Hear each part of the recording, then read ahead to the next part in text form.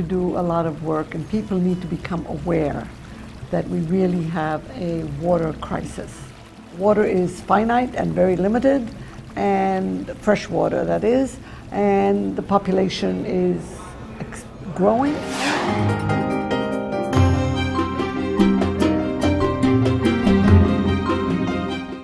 Globally, of course, there are huge amounts of huge areas that suffer from malnutrition and from polluted water.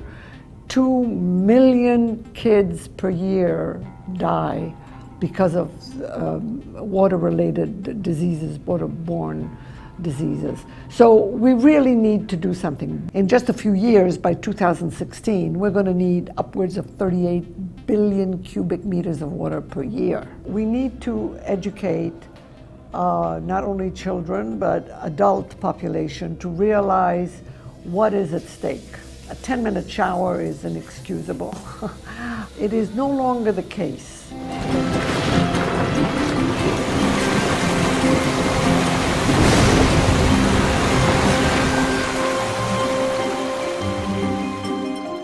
We need new water. We need more fresh water. The amount of fresh water in the world is only 3%, and 2% is locked up in the ice caps. More seriously, more dramatically, we are experiencing severe climate change. The wet areas are getting wetter, the dry areas are getting drier. In 2012, we had a very severe drought. 60% of the maize cultivated in the United States in 2012 was killed by drought. There are multiple avenues we can do. The first one that one could do, the simplest one, is conservation.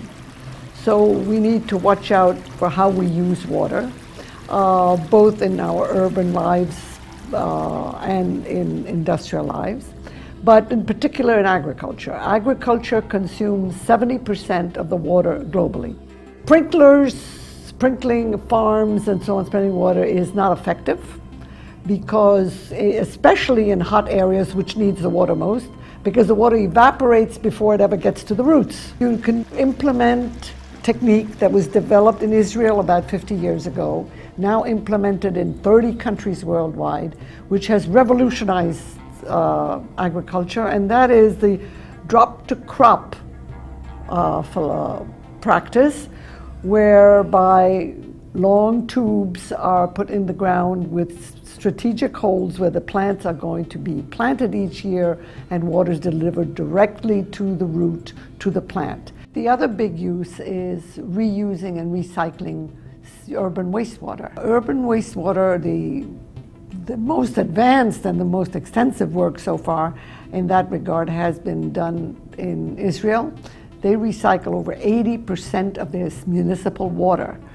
Gets purified, well, first surge purification, but after that it goes into further microfiltration and further reverse osmosis, and then it's piped into the southern part of the country, the Negev, where they use it for agriculture. And they have, in fact, turned the south, the desert, into great agricultural land. Clearly.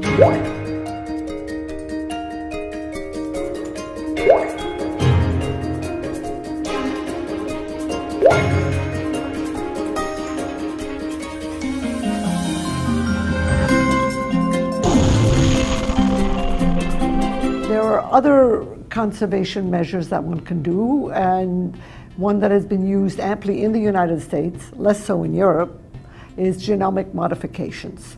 You can modify plants to resist drought.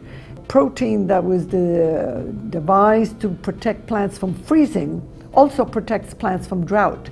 So they've now incorporated this Bacillus subtilis gene in corn, and it does protect the plant a lot from drought. In the United States, almost all the soy and the corn has been modified genetically. What we need to do is educate people to realize that both they need to curb their energy demands, from encourage biofuel development that doesn't use land and water, and specifically point out to the fact that recycling and desalination takes energy There are two major things that we can do. One is desalination. Energy and water are very closely related. You need energy to get desalinate water.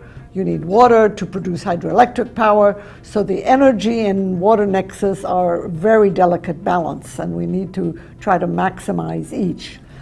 In desalination, much progress has been made. Reverse osmosis is the name of the game. I hope we can come across and solve those issues beforehand. Given an educational effort for everyone to understand just how serious it is and what is happening, that we will come up with solutions. I'm an optimist, and I believe in human ingenuity, and I think that given a real crisis, we can come up with ways to solve it.